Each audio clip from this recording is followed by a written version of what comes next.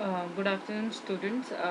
This is the next class of your investment management subject.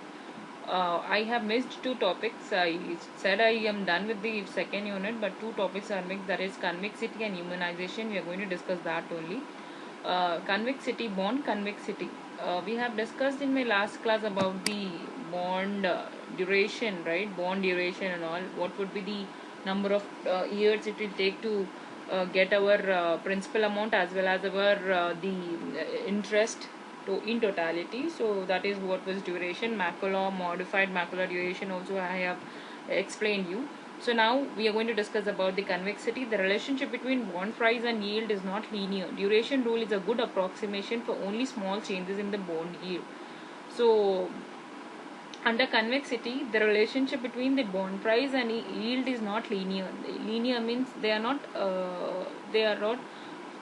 going together. There is a much difference.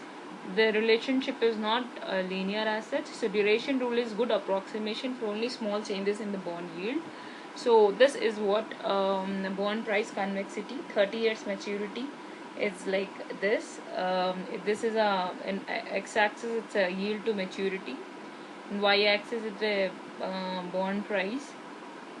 So maturity period, convexity is where it is not linear. It's like this is how the bond price is going on. The relationship between the bond price and the yield to maturity is from here it is starting to here it is ending. So it is not linear. It is not straight as such.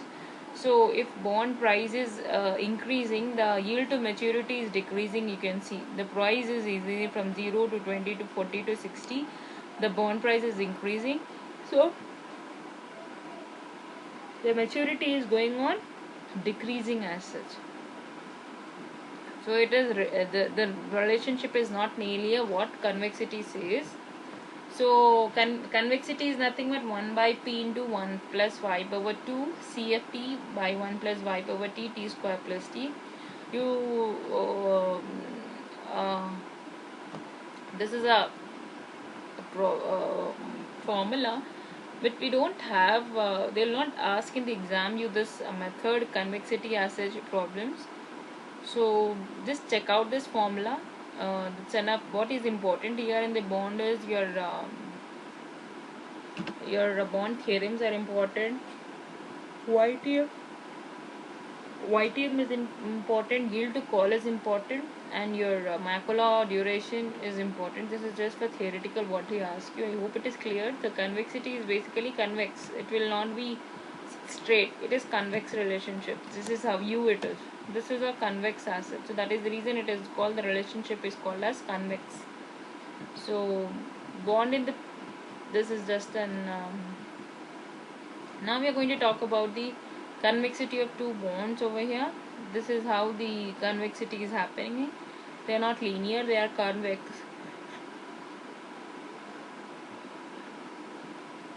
So passive bond management. Passive bond management take bond price as fairly set and seek to control only the risk of their fixed income portfolio.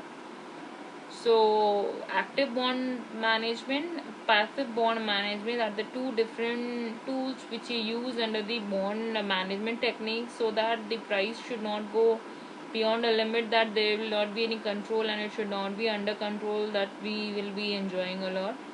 So it's like passive bond management takes bond price as fairly set and seek to control only the risk of the fixed income portfolios. Two broad class of passive strategies are followed in the fixed income market: indexing strategy, immunization technique.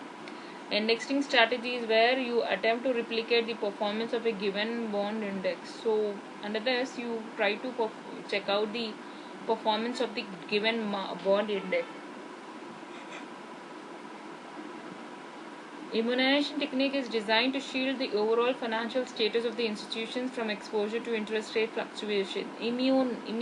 The word itself, it's immune means you try to like right now we are using it a lot. If you are immune to certain cold and all, that means you cannot be affected by any disease or any thing as such, any virus as such. So immune means here also how you're going to control the bond fluctuation a lot. That will be done through immunization technique, where you shield the overall financial status of the institution. If there is a lot of fluctuation of the interest rates, you try to cover it up. So bond index funds, indexing is to create a portfolio that mirrors the composition of an index that measures the broad market.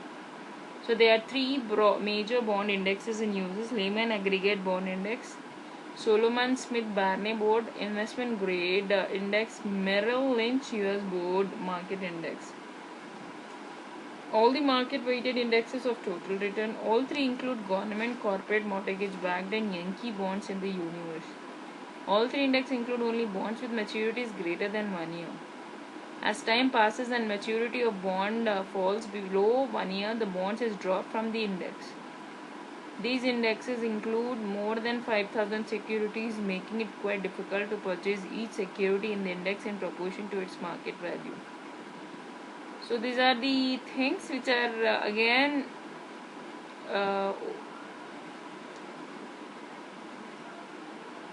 is equally important. Now we are going to talk about the immunization. As I said, it's a shield which will be covering up the bond. When there is a much fluctuation in the interest rates, it try to control the situation. So in contrast to indexing strategies, many institutions try to insulate their portfolios from interest rate risk altogether. Insulate means they're not going to touch their portfolios because if there is a much fluctuation in the interest rate. So the net worth of the firm or the ability to meet future obligation fluctuate with the interest rate. So the net worth of the firm means over here the total return, the total worth of the firm, the total the market, the capital of the firm to meet the future obligations. The rules and regulations fluctuate with the interest rates. It will not be stagnant, it will be fluctuating. So immunization refers to strategies used by such investors to shield their overall financial status from interest rate fluctuation. So immunization is the last topic. Convexity was one, and the last topic is bond immunization. So in such scenarios, when there is a lot of fluctuation in the interest rate, these are the strategies which are used by the investors to shield their overall financial status from interest rate fluctuations, to control their financial situation, to not go bankrupt and all, to not fall the interest rate so much that you cannot gain benefit later on. So it's like a shield which you use to control your financial position status as such. Example is pension funds, fixed future obligation and banks asset liability maturity mismatch. When there is a mismatch in the asset liability of the banks and all,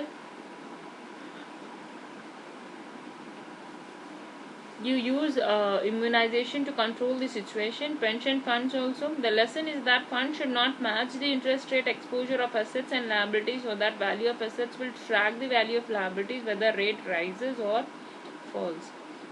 So when the interest rates are rising or falling, if they are not matching, if the interest rates exposure are much, then the value of asset will track the value of liabilities. Okay. So the notion of immunization was introduced by F.M. Ridgington, an actuary for a life insurance company. The idea behind immunization is that duration matched asset and liabilities let the assets portfolio meet the firm's obligation despite interest rate movements. So this concept was introduced by F.M. Ridgington. He was an actuary from the insurance company. So when there is a much difference in the assets and liabilities, the assets portfolio meet the firm's obligation. To control the situation, this immunization concept was introduced. So let's check out an example. Consider an insurance company that issues a guaranteed investment contract or GIC for rupees 10,000 if the GIC, General Life Insurance, has the 5-year maturity and a guaranteed interest rate of 8%. The insurance company is obliged to pay 10,000 into 1.08 per 5 years it is. So in 5 years it is $14,693 it is. Suppose that insurance company chooses to fund its obligation with 10,000 of 8% annual coupon bond selling at a par within a 6 year to maturity and a guaranteed interest rate of 8%. Okay, 6 years maturity it is. As long as interest rate stays at 8%, the company fully funds its obligation. If it stick on to 8%, it gets full funds. As the present value exactly equals the value of bond, if the interest rate stays at 8%, the accumulated funds from the bond will go to exactly 4,693 obligations. If the interest rate rises, the fund will suffer a capital loss. If the interest rate, if it rises, the fund suffer a capital loss because you will get a you have to pay more interest rate, impairing its ability to satisfy the obligation. However, at higher interest rate, reinvested coupons will grow faster, offsetting the capital loss. So over here, bond, it's like a long-term loan, so you have to pay a higher interest rates also and that. So when you are reinvesting the coupons, again, coupon are nothing but the interest you what you pay will grow faster. So that's again, if it is a long-term period, when you take a loan for a long-term period, it will be certain times if rates are fluctuating much, you have to pay more. At the time of deciding, you have to pay one interest, but at the time of paying, you have to pay another interest as such. So these are the terminal value of bond for portfolios after 5 years. If you see it, rates remain at 8% under obligation 800 into 1.08 power 4, 32100 as such. When it is falling, you have to pay 4,694. When it is increasing, you have to pay 4,696. So this is how the different picture has been shown when once it is 8%, when once it is 7, once it is 9. So it is showing its picture.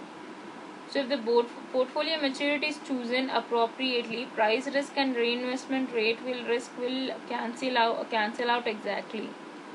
So price risk and reinvestment risk will cancel out exactly. When portfolio duration is set equal to the investor's horizon date, the accumulated value of the investment fund at the horizon date will be unaffected by interest rate fluctuation as such.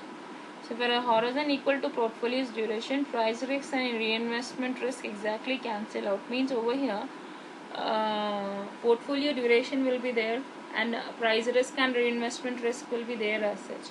So it's like you check out the value in such a manner that you will not be in a much loss also, you will not be in a much profit also. Such a situation will be maintained as such over here.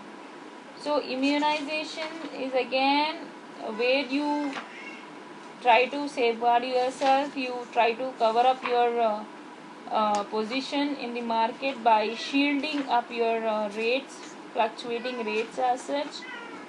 So that is what is immunization. If the obligation was immunized, why is there any surplus in the fund? Convexity. A coupon bond has greater convexity than the obligation it funds.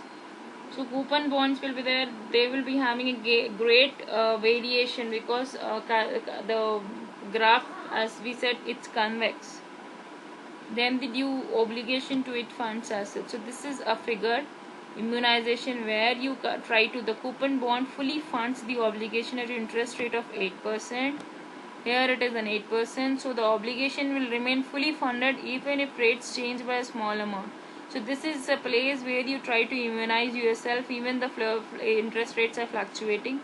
This is a single payment obligation. This is a coupon bond. This is where the you safeguard your position. It is an immunization. Okay. So market value balance sheet over here, interest rate 8%, 7%, 9% has been given. Obligation is the duty to pay is 10,000, 10,446, 9,549. So there are another two things, active bond and passive bond. Active bond is where active bond strategies is where will be you use the immunization techniques actively. Passive means secondarily you use them.